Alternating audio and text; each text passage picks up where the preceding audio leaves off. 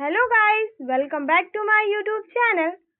आज के वीडियो में हम बात करते हैं मेडिकल सर्जिकल नर्सिंग के कुछ इम्पॉर्टेंट एमसीक्यूज के, जो आपके कॉम्पिटिटिव एग्जाम के पर्पज से बहुत इम्पॉर्टेंट होने वाले हैं। एंड आई होप ये वीडियो आपकी प्रिपरेशन के लिए काफ़ी ज़्यादा हेल्पफुल रहे। So without wasting our time, let's begin a video. So the first question is, when the patient vomits, the most important nursing objective is to prevent। जब patient vomit करता है तो इम्पॉर्टेंट नर्सिंग ऑब्जेक्टिव किसको रोकना है? So the right answer is option A, aspiration. So basically ये एक inhalation process होती है, और अगर हम वॉमिट को इनहेल करेंगे तो ये हमारी लंग्स में एंटर कर जाएगी, एंड इसके बाद ये एक सीरियस कॉम्प्लिकेशन को कॉज कर सकती है। Moving to our next question, and the next question is, homologous serum hepatitis is contracted by। homologous serum hepatitis, जिसे हम हेपेटाइटिस बी भी बोलते हैं, वो किसकी वजह से फैलता है? So the right answer is option B, parental inoculation. So basically hepatitis B parental route के थ्रू फैलता है, जैसे ड्यूरिंग द ब्लड ट्रांसफ्यूजन के टाइम पे या फिर निडल शेयरिंग के टाइम पे। Moving to a next question, and the next question is, oxygen therapy is recommended in. Oxygen therapy हम किस में रिकमेंडेड करते हैं? एक सीवियर ट्रॉमा की कंडीशन में भी हम सजेस्ट करेंगे, एक्यूट मायोकार्डियल इन्फेक्शन की कंडीशन में भी हम ऑक्सीजन थेरेपी को सजेस्ट करते हैं, एंड सीवियर रेस्पिरेटरी डिस्ट्रेस की कंडीशन में भी सजेस्ट करते हैं। So the right answer is option D, all the above. Moving to our next question, and the next question is, the symptoms indicative of benign prostatic hypertrophy are। benign prostatic hypertrophy के symptoms क्या हैं? First of all हमें पता होना चाहिए कि benign prostatic hypertrophy क्या होता है।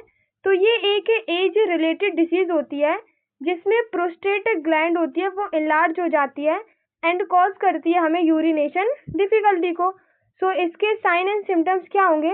तो the right answer is option A. इसमें हमें फ्रीक्वेंसी मीन्स इंक्रीज होगी यूरिनेशन फ्रीक्वेंसी, हेजिटेंसी मीन्स हमें डिफिकल्टी होगी ड्यूरिंग यूरिनेशन में, एंड हमें स्ट्रेनिंग भी यूरिनेशन में देखने को मिलेगी, and haematuria means blood in urine भी हमें प्रेजेंट मिलेगा। Moving to our next question, and the next question is, nursing responsibilities for either external or internal radiation therapy include। external and internal radiation therapy के लिए कौन कौन सी nursing responsibilities include हैं? जब कोई भी पेशेंट अगर किसी भी थेरेपी के लिए जा रहा होगा, फर्स्ट ऑफ ऑल उसको एंजाइटी तो होगी, इसलिए हम उसको प्रोवाइड करेंगे इमोशनल सपोर्ट, एंड उसको हम केयरफुली असेस भी करेंगे और मैनेज करेंगे अगर कोई भी कॉम्प्लिकेशन उसको अकर हो रही होगी, एंड डॉक्यूमेंट करेंगे थेरेपी का जो भी हमारा आउटकम आएगा। So the right answer is option D, all the above. Moving to a next question, the next question is, the number of pair of cranial nerves are. Cranial nerves के pair का number क्या है? So the right answer is option A, 12। Basically 12 pair of cranial nerves होती हैं जो send करती हैं electrical signals को between your brain and different part of your head, face and neck. Moving to a next question, and the next question is, to diagnose meningitis which type of sample is collected. Meningitis को diagnose करने के लिए कौन सा sample collect किया जाता है? First of all हमें पता होना चाहिए कि मेनिंजाइटिस होता क्या है। बेसिकली ये एक डिसीज होती है जिसमें इन्फ्लामेशन हो जाता है हमारी मेनिंजीज में, और ये मेनिंजीज एक प्रोटेक्टिव लेयर होती है जो कवर करती है हमारे ब्रेन एंड हमारे स्पाइनल कॉर्ड को।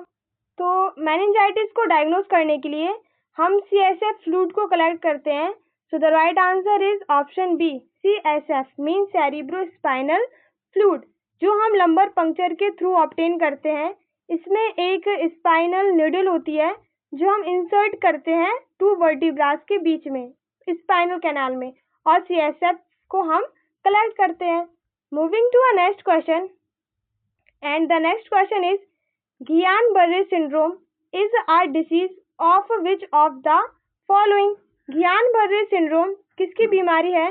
So the right answer is option C, peripheral nerve. So ये एक ऑटो इम्यून डिसीज होती है जिसमें बॉडी का इम्यून सिस्टम ही पेरिफेरल नर्व्स पर अटैक कर देता है।